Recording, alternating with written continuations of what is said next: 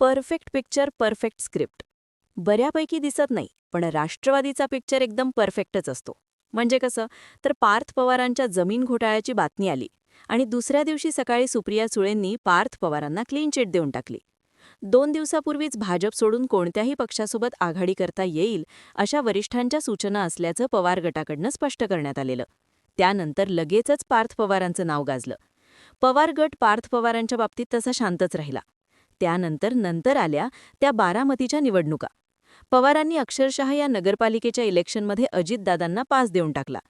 उमेदवार उभा केले खरे, पण इलेक्शन लढलेच नाहीत. अगदी परफेक्ट पिक्चर. पवारांच्या वाढदिवसानिमित्त आदरणीय पवार यांची भेट झाली. इथे दोघांच्या चर्चासुद्धा झाल्या. आता पिक्चरचा फर्स्ट हाफ हा पूर्ण झालेला, ज्यामध्ये 2 गटातलं अंतर कमी करण्याच्या दिशेने हालचाली सुरू झालेल्या. भाजपचा शरद पवारांच्या नावाला किती विरोध असू शकतो याची लिटमस टेस्ट पार्थ पवारांच्या माध्यमातून घेण्यात आलेली. त्यानंतर आलीये ती महानगरपालिका. पुण्यातून अजितदादांना वजा करण्यात आले. अजित पवारांना शरद पवारांसोबत सोयरी करण्याची ऐन संधी देण्यात आली. आता ही होती सेकंड हाफची सुरुवात आणि इथे सिनेमाचं मध्यांतर घडलंय. इथनं पुढचा पिक्चर काय असेल? शरद पवार कशाप्रकारे युटर्न घेतील? सुप्रिया सुळे केंद्रामध्ये चांगलं खातं कसं लिहू शकतील? पाहूयात सेकंड हाफचा अंदाज. नमस्कार, तुम्ही बघताय पुढचा विचार. 10 नोव्हेंबर 2024 निमित्त होतं विधानसभेच्या निवडणुकीचं. लोकसभेत अजितदादांना पाणी पाजल्याने शरद पवारांची चांगलीच हवा होती. बीडमध्ये बोलवडू मार्फत पवारांची मुलाखत घेण्यात आली होती. या मुलाखतीत मी शरद पवारांना असं विचारलं होतं की अजित पवार माघारी आले तर त्यांना तुम्ही सोबत घ्याल का?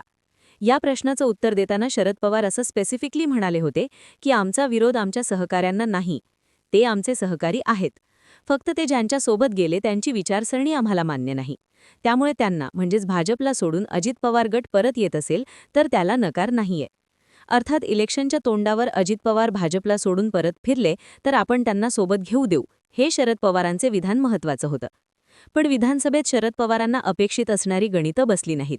अजित पवार परत फिरण्याची शक्यता संपुष्टात आली. उलट पवारांच्याच पक्षाच्या अस्तित्वाचा प्रश्न उभा ठाकला.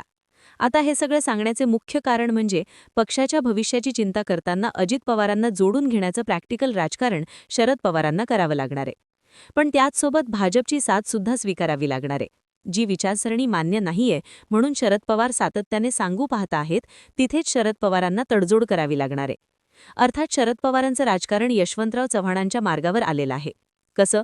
तर यशवंतराव चव्हाणांचं राजकारण शेवटच्या काळात इररेलिव्हेंट झालं होतं. असं सांगतात की अक्षरशः यशवंतरावांना आपल्या दाराच्या बाहेर चप्पल ठेवायची वेळ आली होती. कारण काय? तर माझ्याकडे अजून लोकांची गर्दी आहे, हे दाखवायचं होतं. अर्थात ही वेळ कोणामुळे आली हा नंतरचा विषय. पण शरद पवारांनी यशवंतराव चव्हाणांच्या राजकारणाचा सेकंड हाफ अगदीच जवळून पाहिलाय.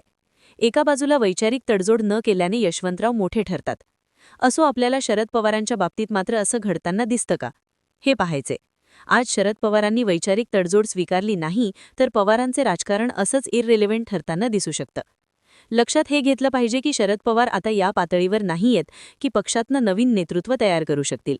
दुसरीकडे 2029 पर्यंत एकही इलेक्शन नाहीये. त्यातही जे 2019ला करता आलं नाही, 2024ला करता आलं नाही, ते 29ला होईल असंही सांगता येत नाही.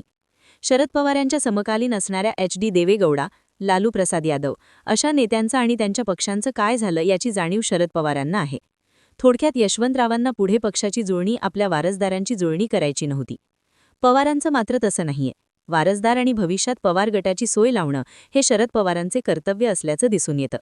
आता मुद्दा येतो तो म्हणजे शरद पवारांनी वैचारिक प्रतारणा केली तर काय होईल? कारण प्रॅक्टिकल राजकारणात भाजपसोबत जुळवून घेणं हेच राजकारण दिसतं. पण तसं केलं तर पवारांवर होणाऱ्या टीकेचं काय?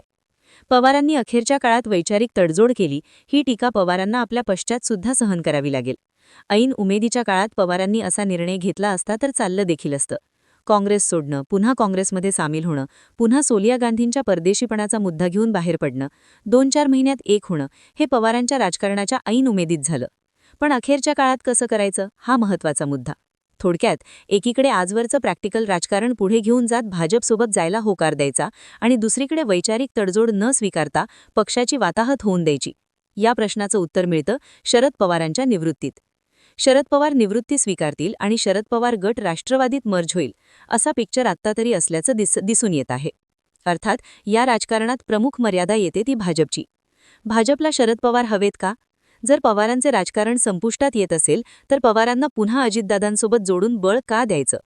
कुबड्या फेकून देण्याच्या ऑपरेशनमध्ये अजितदादांनाच खाली खेचलं हा उद्देश असताना शरद पवारांना सोबत घेऊन पवारांचे बळ वाढवण्याचा उद्देश गैरलागू ठरू शकतो. अर्थात इथे दोन मतप्रवाह भाजपमधनं आहेत. एका गटाचं असं म्हणणं आहे की अजित पवार आणि राष्ट्रवादी हा पक्ष खरा मित्रपक्ष ठरू शकतो. जिथे मुस्लिम मतं मिळवता येत नाहीत, ज्या पॉकेट्समध्ये अजूनही भाजपला प्रवेश करणं कठीण ठरतं, तिथे अजितदादांची साथ महत्त्वाची ठरते. या उलट शिंदे आणि आपला मतदार एकच आहे. त्यामुळे शिंदेंना दूर करून अजितदादांना मर्यादित स्वरूपात ठेवणं महत्त्वाचं आहे. आता या राजकारणात शरद पवार नसणं महत्त्वाचं आहे, कारण अजितदादांसोबत शरद पवार आले तर अजितदादांचं बळ वाढतं. पण केंद्रातल्या तडजोडीत शरद पवार महत्त्वाचे ठरतात. अर्थात हा मतप्रवाह असणाऱ्यांच्या मते आज भाजपच सगळ्यात पूरक अवस्थेत आहे. अशावेळी ठाकरे पवार हे विरोधकच नष्ट करून टाकू असं म्हणणाऱ्यांचं आहे. दुसरा मतप्रवाह असा आहे, तो म्हणतो की पवारांसोबत तडजोड करावी. अजित पवार हे सहयोगी म्हणून राहून द्यावेत, सोबत शरद पवारही असावेत, कारण ती दिल्लीची गरज असू शकते. शरद पवार इंडिया आघाडीतले महत्त्वाचे नेते आहेत. आजही त्यांच्यामुळे काँग्रेसला इतर पक्षांसोबत टिकून ठेवणं सोपं ठरतं. शिवसेना सोबत असावी ही काँग्रेसच्या वरिष्ठांना पटवून देण्याची भूमिका पवारांनीच घेतली होती. अर्थात हा पवारांचा हस्तक्षेप भाजपसाठी महत्त्वाचा ठरतो. मोदींनंतर कोण या परिस्थितीत भाजप आहे तसा राहणार नाही. अशावेळी विरोधाची स्पेस काँग्रेस घेईल. अशावेळी शरद पवारांसारखे नेते सोबत ठेवावेत, जेणेकरून इलेक्शन आणि राजकारण सोपं ठरू शकतं. अर्थात आजही कोडं सुटलंय का, तर अजिबात नाही.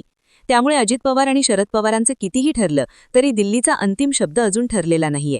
तरीही समजा असं ठरलंच की भाजपने शरद पवारांना रिस्पेक्टफुल रिटायरमेंट द्यायची आणि त्यानंतर अजितदादांना सोबत घेऊन आवश्यक ते नेतेच सोबत घ्यायचे, तर भाजप तात्पुरत्या पातळीवर शरद पवारांना स्वीकारताना दिसेल. कारण 8 खासदारांचे बळ शरद पवारांकडे आहे हे विसरून चालत नाही. पवार फॅक्टरवर निवडून आलेल्या या खासदारांसमोर आत्तापासूनच पुढच्या वेळेस कसं निवडून यायचं हा प्रश्न आवासून उभा आहे. त्यामुळे खासदार तरी पलटी मारणार आहेत हे नक्की आहे. अशावेळी अजितदादांचे मूल्य पुन्हा वाढवणं हे पवारांचे राजकारण असू शकतं. अर्थात या पिक्चरमध्ये पुढे काय घडू शकतं? पुण्यातली युती, पिंपरी चिंचवडमधली युती, त्यानंतर शरद पवारांची निवृत्ती, त्यानंतर केंद्रात पाठिंबा, कदाचित केंद्रात सुप्रिया आणि राज्यात अजित ही जुनी मंडळी पुन्हा तयार करणं आणि सत्तेचा फायदा घेणं. अर्थात या राजकारणात प्रशांत जगताप यांच्यासारख्या नेत्यांचे नाराजीनामे हे घडत राहतील. इतकंच काय ते बाकी. तुम्हाला काय वाटतं? खरंच पवारांच्या राजकारणात असं काही घडताना आपल्याला दिसेल का? याबद्दलच्या तुमच्या प्रतिक्रिया आणि मतं आम्हाला कमेंट बॉक्समध्ये लिहून कळवा. आणि अशाच राजकीय घडामोडी पाहण्यासाठी आपल्या पुढचा विचार YouTube चॅनलला सबस्क्राईब करा.